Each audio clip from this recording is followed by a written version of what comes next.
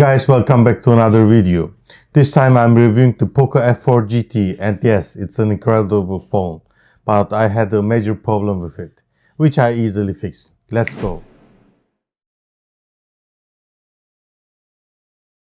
The Poco F4 GT comes with an aluminum frame, which feels great. The former Poco F3 just had a plastic frame, which doesn't feel like a high-end premium phone. So I really appreciate the aluminum frame here. The front glass is Gorilla Glass Victus and is very sturdy. On the back, I think we get Gorilla Glass 5, but I'm not sure which glass it is. But it's matte and feels really nice. And it's great to hide fingerprints. The back cover has some decent gaming themed textures, which looks very cool. The camera unit has a built-in LED light which can be used in games and for notifications. Here I bought a protective case which has cutouts for the LED lights. On the right side we get here magnetic gaming trigger buttons. Yes, it's funny. We need to slide it to release the button from the frame. If we slide the trigger buttons at the same time, we come up to the Game Turbo screen, where we can find all our installed games. The trigger buttons have a good pressure and offers me some advantages in games.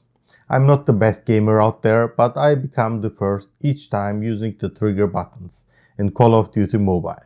On the top and bottom we find the quad speaker setup. Yes, Poco decided to build a quad speaker setup here. First I thought that these were stereo speakers, but they're quad speakers. The audio quality is just awesome. The sound is very decent. It's also nice to have the IR blaster on the F4 GT. It's very useful if you have children which use the TV remote. I only need to grab my phone, go to the 𝘀𝗂𝗧𝗍𝗂 app, set it up for once, and control my TV. The Poco F4 GT is a true flagship killer, which comes up with the latest Qualcomm Snapdragon 8 Gen 1 SoC. It's the best SoC which money can buy for now. The 4nm octa-core SoC boosts up to 3 GHz and comes up with the latest 𝘀𝗂𝗽𝗪 5G modem, which supports various 5G bands, including band 20 for Europe. Furthermore, it comes up with the latest Qualcomm Fast Connect 6900 Wi-Fi Bluetooth module, which supports Wi-Fi 6E and Bluetooth 5.3. As you may know, the last year's flagship SoC, the Snapdragon 888, had overheating issues, which caused the thermal throttling. The overheating issues seems to be solved with the Snapdragon 8 Gen 1. The Poco F4 GT uses liquid cooling technology 3.0, which features a giant cooling pad on the SoC to spread the heat to the surface. Also, Poco placed the battery charger IC to the bottom, which is cooled down with a liquid cooling pad.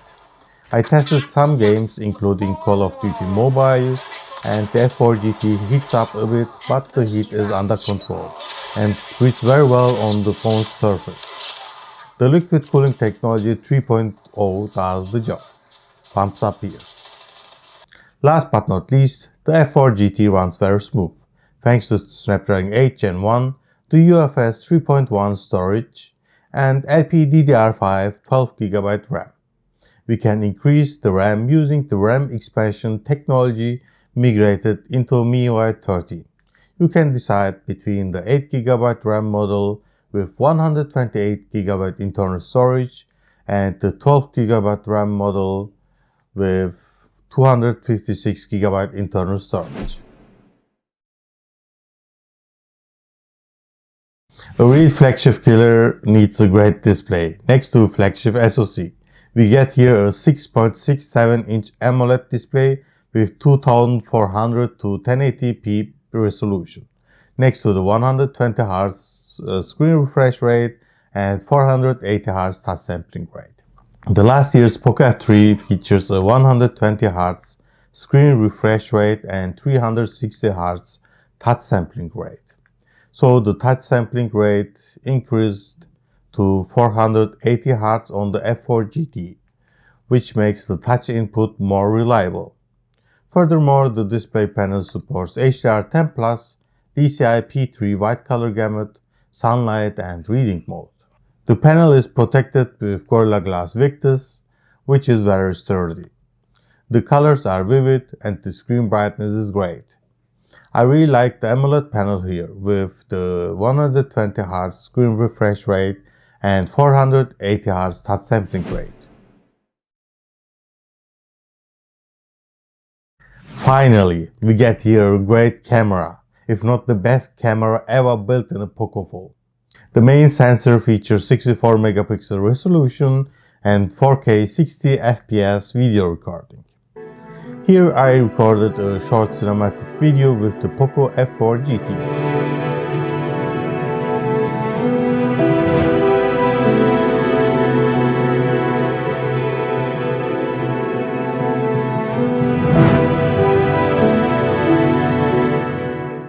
The 4K 60 FPS videos are very smooth and well stabilized.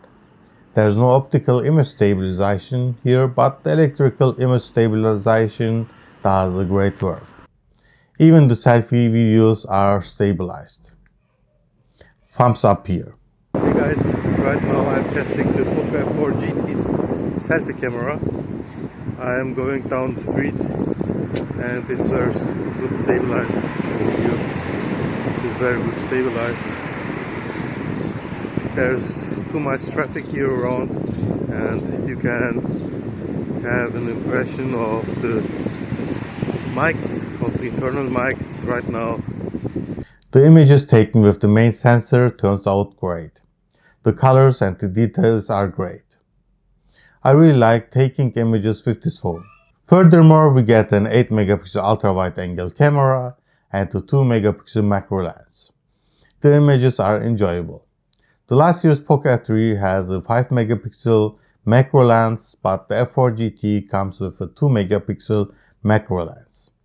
So I prefer a better main camera than having a 5 megapixel macro lens. So we're good. The Poco F4 GT has two separate batteries, with each 2350 mAh capacity. In total, we come up to 4700 mAh capacity, which is completely charged in only 17 minutes, thanks to the smart 120 watt hypercharge technology. I tested it and I needed only 40 minutes to charge it fully from 20 to 100%. Depending on your use, the moderate user will pass the day. In my case, I needed to charge it 2 times a day. I'm charging the Poco F4 GT fully at night and it holds up until 6 p.m. After that, I need to charge it again. There are also a 120 watt fast charger and a USB-C to USB-A cable included in the box. The cable has a 90-degree head, which is great while gaming. It doesn't disturb me while playing games and charging at the same time.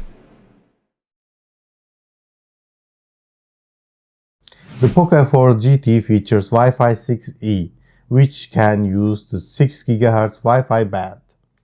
I am using the Xiaomi AX3600 Wi-Fi 6 router. My maximum bandwidth is 1000 Mbits, and therefore GT reaches 930 Mbits. That's just incredible. I get maximum 940 Mbits on my PC using Wi-Fi 6. Furthermore, you can pay in local stores using Google Pay and the built-in NFC. If you're having issues with your NFC payment, go to the settings and change the wallet type to 𝘀𝘂𝗽𝗍 wallet instead of the SIM wallet. Last but not least, we get here 5G dual band, supporting all the important bands for Europe, including the band 20. Currently, I cannot test 5G network because of my mobile operator doesn't support 5G for now. The Poco F4 GT runs the best flagship SoC money can buy right now. So the gaming performance is great, thanks to the SoC and the LPDDR5 12GB RAM. Here I'm playing Call of Duty Mobile using the magnetic trigger buttons. I also set up the sound and animation for the trigger buttons. You can simply go to Settings, Additional Settings, and to Trigger Buttons to change the animation and sound. You can just swipe the gaming bar and set up the gaming trigger buttons on a specific game. You can also use the built-in voice changer to change your voice. There are 3 built-in mics which works pretty fine. The F4 GT doesn't overheat and doesn't cause to thermal throttling. The heat is constant and enjoyable thanks to the new liquid cool technology 3.0, which features a giant liquid cooling pad on the SoC to spread the heat on the surface of the phone. I couldn't recognize any stuttering and thermal throttling.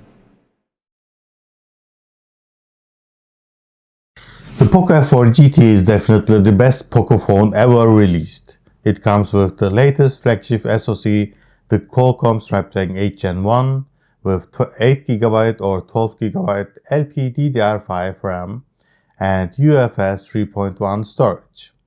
The 6.67-inch AMOLED screen features HDR10 Plus and comes up with 20MP dot selfie camera. The smart 120W hypercharge technology just rocks and charges the F4 GT fully in only 70 minutes. How cool is that? The Poco F4 GT is definitely a true flagship killer for around 500 or to say 600 euros, which comes with all the features a tech and gaming enthusiast can wish. You can find the Amazon links in the descriptions. Thank you for watching my video. If you haven't already subscribed to my channel, don't forget to subscribe and hit the like or dislike button. See you next time.